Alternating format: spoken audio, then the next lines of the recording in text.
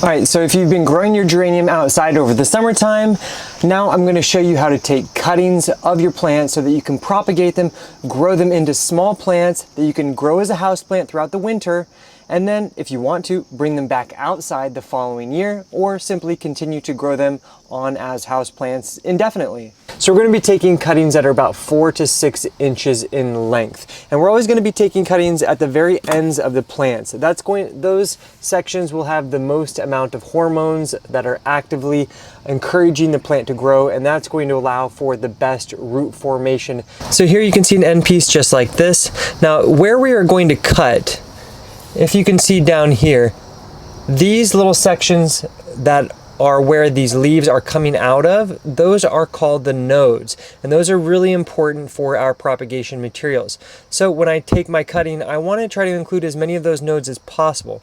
So I have 2 nice nodes right here, and I'm going to cut just below that node to include those nodes in that cutting. So to prepare our cuttings, first thing we want to do, we want to remove the flowers, including that flower blossom that hasn't opened yet. We want to remove all of the foliage material, so just try to trim them back as much as possible. 1, 2, 3 leaves on here.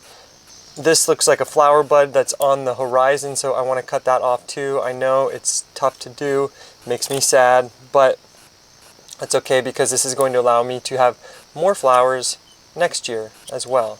All right, so you can see I got my 3 cuttings. I have a small 3.5 inch pot.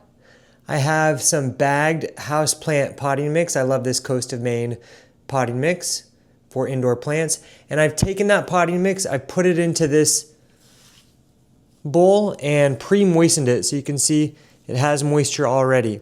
And I'm gonna take the potting mix and add it to this small container. Then I'm gonna take like a chopstick and make 3 holes. We're gonna put all 3 cuttings into this one container. I'm gonna take my cutting and I'm going to place it in there and just sort of tamp it down like that. There's 1. Now you can use root hormone if you want, but I don't typically do it with geraniums because they tend to root pretty easily.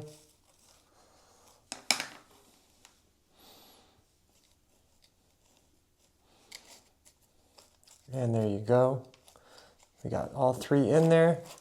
And as you can see, there's about 1 inch or so between the soil line and where that foliage is, and that's a pretty good. You could even get a little bit closer if you want to, but that is generally pretty good. So now you have your cuttings all planted up. Now, my best recommendation is make a little $20 investment and buy one of these heat mats. These heat mats, if you do any propagation at all, these heat mats really improve your success rate. So I have my Monstera, which I'm propagating here, has some nice roots. The heat mat I will leave it on 24/7, and I have a couple little grow lights. So this is my little propagation station, super cheap. And now we're just gonna wait for these cuttings to start to root. All right, so let's take a look at our little geranium plant. So you can already see it has definitely perked up, and it's been no more than about a week or so. But the one thing that you're really gonna want to make sure, because our heat mats are on 24/7, they do dry out very quickly. And so just pick it up on a regular basis. If it feels lightweight, then give it some more water. As long as they're on the heat mat, then they really can't get too, it's really hard to keep them overwatered. So just a little bit of water like that. You can see it coming through at the bottom, and that's why I have it on this protection, but it's really easy and it's growing really nicely. All right, and as you can see, our geranium is looking beautiful. We have lots of nice new foliage. We're here in the middle of January. It's been 2 months since we looked at that last update, and you can see all this baby growth just happening now. So at this point, all that I'm going to do, I'm going to continue to grow it as it's been doing here as a house plant, keeping it small so that by the time Mother's Day arrives and it's ready to go back outdoors, it should really be exploding out of the sides of this container. At that point, I'll be able to transplant it, keep it outside for the summertime, and enjoy those flowers once again.